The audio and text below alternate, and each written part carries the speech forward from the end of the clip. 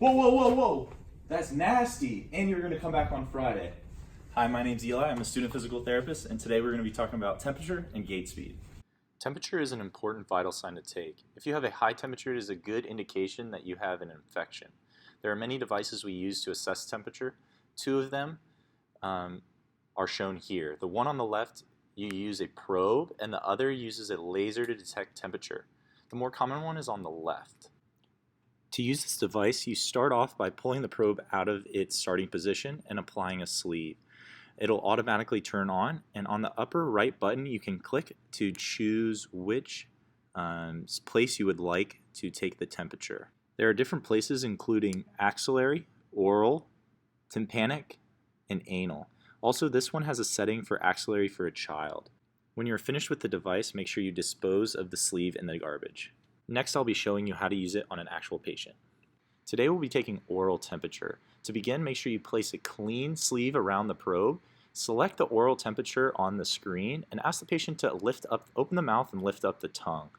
Then place the probe carefully underneath the tongue. Ask the patient to put down the tongue and close the mouth. Then you're just waiting for the reading to pop up on the screen. Once you take the reading, make sure to discard the dirty covering on the probe in the garbage. On screen now are the normal ranges for oral, rectal, tympanic, and axillary temperatures for the different age groups. There are also many different ways that the temperature can be varied, and they are listed on your screen now as well. Okay, now we'll be talking about gait speed. Gait speed is a very useful tool in evaluating current and future health status, as well as helps in the discharge process. The test can be performed as a 4-meter walk test or a 10-meter walk test. To perform the test, the therapist must have 4 cones, a stopwatch, and a measuring tape. The first cone is placed and used as a starting point. Then the therapist measures 2 meters and places the second cone. This is the point during the test where the therapist would start the timer. Then you place the third cone 4 meters away from the second. This is where the therapist would stop the timer, then measure another 2 meters and place the fourth cone. This is the turnaround point for the patient. This test is especially useful for the older population.